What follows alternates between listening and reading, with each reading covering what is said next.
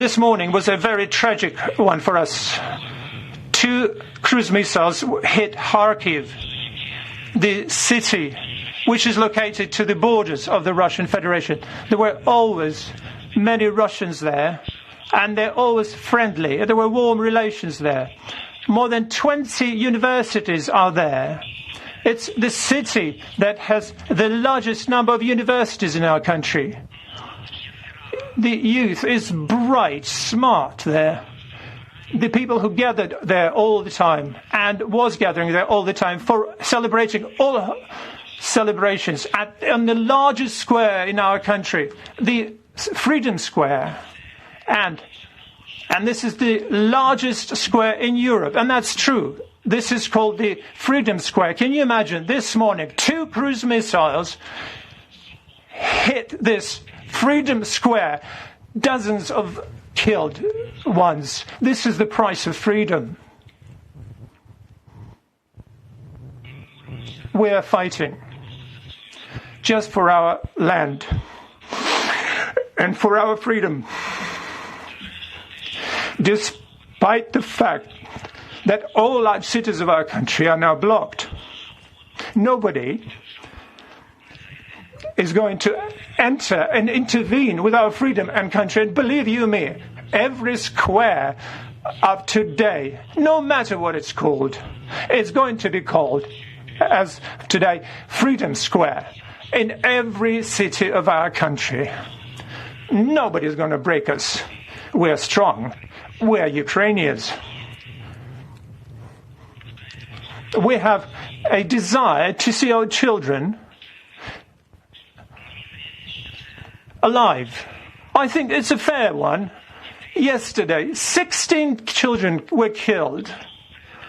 Again and again, President Putin is going to say that is some kind of operation and we are hitting a military infrastructure.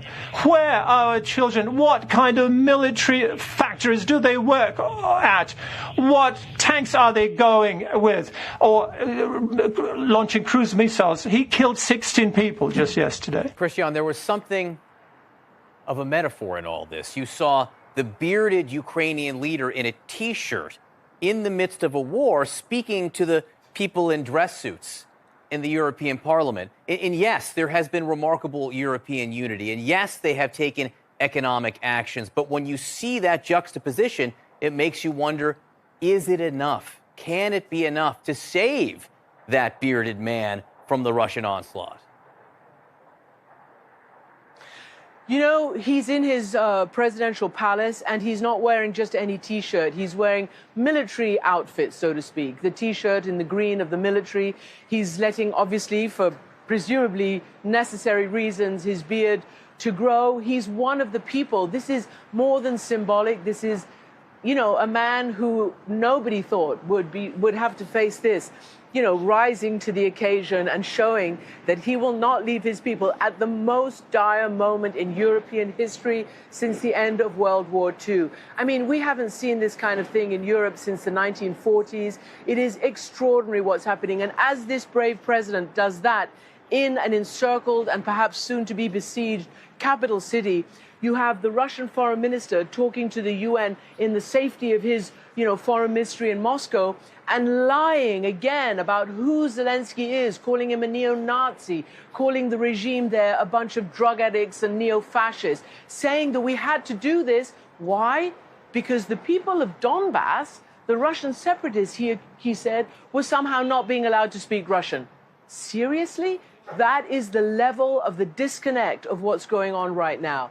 That they are trying to say in Moscow that it is the people and the government of Ukraine that has brought this on themselves, and they are telling complete and utter fabrications of history full of grievance, but they are laying out a rationale right now for why they will and they aim to take down Zelensky.